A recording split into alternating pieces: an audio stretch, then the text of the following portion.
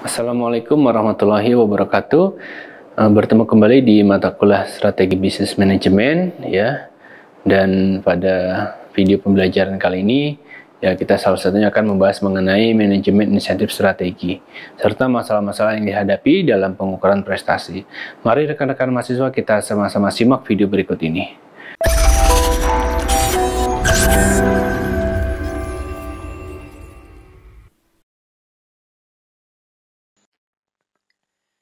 Nah, pengukuran prestasi kerja karyawan itu adalah suatu proses mengkuantifikasikan secara akurat dan valid ya tingkat efisiensi dan efektivitas suatu kegiatan yang telah terrealisasi dan membandingkannya dengan tingkat prestasi yang direncanakan. Ini dari Martoyo.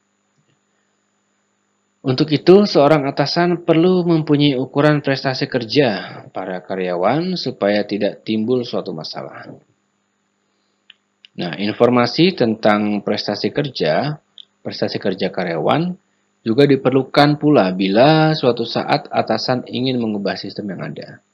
Kita sering terjebak untuk menilai seorang karyawan berprestasi kerja buruk, padahal sistem atau peralatan yang digunakanlah yang tidak memenuhi syarat.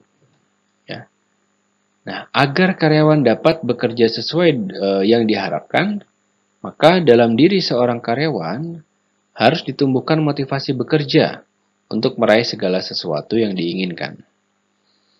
Apabila semangat kerja menjadi tinggi, maka ya semua pekerjaan ya yang dibebankan kepadanya akan lebih cepat tentunya dan tepat selesai. Jadi akan lebih cepat dan tepat selesai.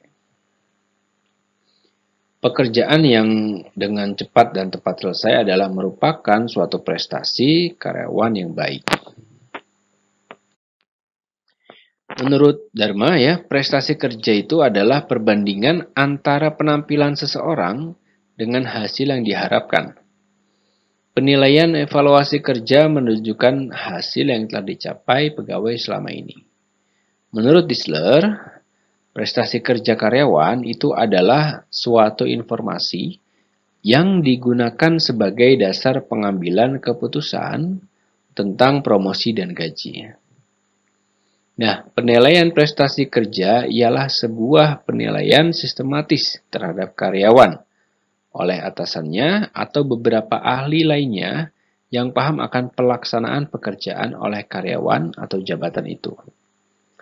Nah, menurut Shimamura, penilaian prestasi kerja ialah suatu alat yang bermanfaat tidak hanya untuk mengevaluasi kerja dari para karyawan, tetapi juga untuk mengembangkan dan memotivasi organisasi kalangan karyawan.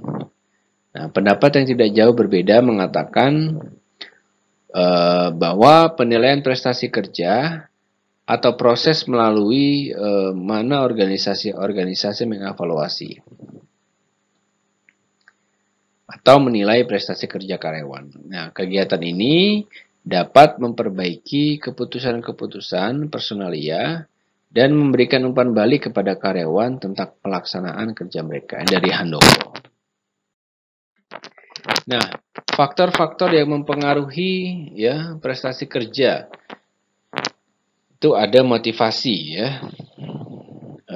Ini pentingnya sebuah penguatan ya melalui motivasi, semangat melalui motivasi ya. Lalu ada kepuasan kerja, tingkat stres ya, kondisi fisik pekerjaan, sistem kompensasi dan desain pekerjaan. Nah, menurut Handoko, motivasi adalah suatu daya pendorong yang menyebabkan orang berbuat sesuatu atau yang diperbuat karena takut ya akan sesuatu. Adapun Handoko ya mendefinisikan kepuasan kerja itu adalah keadaan emosional yang menyenangkan atau tidak menyenangkan di mana para karyawan memandang pekerjaan mereka. Sedangkan Handoko ya memberi pengertian stres adalah kondisi ketegangan yang mempengaruhi emosi, proses berpikir, dan kondisi seseorang. Nah, kondisi fisik pekerjaan itu adalah situasi yang terdapat di lingkungan kerja karyawan.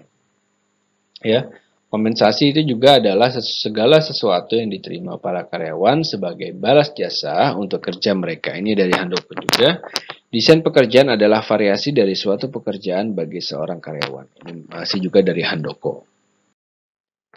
Nah, ini lanjut ya ke pemahaman pengawasan. Ini menurut para ahli dari Sondang Pesiagian mengatakan bahwa pengawasan adalah proses pengamatan daripada pelaksanaan seluruh kegiatan organisasi untuk menjamin agar supaya semua pekerjaan yang sedang dilaksanakan berjalan sesuai dengan rencana yang telah ditentukan sebelumnya. Lalu menurut Sarwoto ya, pengawasan adalah kegiatan manajer yang mengusahakan agar pekerjaan-pekerjaan terlaksana sesuai dengan rencana yang ditetapkan dan atau hasil yang dikehendaki. Selanjutnya ini ada Sujamto ya. Pengawasan itu adalah segala usaha atau kegiatan untuk mengetahui dan menilai kenyataan yang sebenarnya mengenai pelaksanaan tugas dan kegiatan. Apakah sesuai dengan yang semestinya atau tidak? Ini ada beberapa ya prinsip pengawasan. Agar fungsi pengawasan mencapai hasil yang diharapkan, maka pimpinan organisasi atau unit organisasi yang melaksanakan fungsi pengawasan harus mengetahui dan menerapkan prinsip-prinsip pengawasan. Menurut Cons ya dan Cyril O'Donnell yang dikutip oleh Sukarna menetapkan atas prinsip-prinsip pengawasan sebagai berikut. 1. Prinsip tercapainya tujuan atau Principle of Assurance of Objective.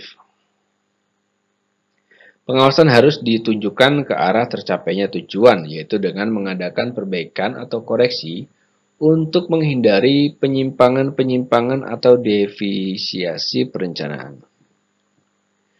2. Prinsip efisiensi pengawasan atau Principle of Efficiency of Control. Pengawasan itu ya efisiensi bila dapat menghindari defisiasi dari perencanaan. Jadi pengawasan itu efisien bila dapat menghindari defisiasi dari perencanaan sehingga tidak menimbulkan hal-hal yang di luar dugaan. 3. Prinsip tanggung jawab. Ya, prinsip tanggung jawab pengawasan. Principle of Control Responsibility. Pengawasan hanya dapat dilaksanakan apabila manajer bertanggung jawab terhadap pelaksanaan rencana. Dan yang keempat, prinsip pengawasan masa depan atau Principle of Future Control. Pengawasan yang efektif ya harus ditunjukkan ke arah pencegahan penyimpangan perencanaan yang akan terjadi baik pada waktu sekarang maupun ya masa yang akan datang. 5. Ya, prinsip pengawasan langsung atau Principle of Direct Control. Teknik kontrol yang efektif adalah dengan mengusahakan adanya manajer yang berkualitas, baik ya. Pengawasan ini dilakukan oleh manajer atas dasar ya. Pengawasan ini dilakukan oleh manajer atas dasar bahwa manusia itu sering berbuat salah. Yang keenam, prinsip refleksi perencanaan atau Principle of Reflection of Plan. Pengawasan harus disusun dengan baik sehingga dapat mencerminkan karakter ya, dan susunan perencanaan. 7. Prinsip penyesuaian dengan organisasi atau Principle of Organization ya, Suitability. Atau Principle of Organizational Suitability ya. Pengawasan harus dilakukan sesuai dengan struktur organisasi manajer dan bawahannya merupakan sarana untuk melaksanakan rencana. Dengan demikian, pengawasan yang efektif harus disesuaikan dengan besarnya wewenang manajer, sehingga mencerminkan susunan organisasi. Yang kedelapan, ya, asas wewenang individual atau Principle of Individuality of Control. Pengawasan harus sesuai dengan kebutuhan manajer. Ya, teknik kontrol harus ditunjukkan terhadap kebutuhan-kebutuhan akan informasi setiap manajer. Ruang lingkup organisasi yang dibutuhkan ini beda satu sama lain, tergantung pada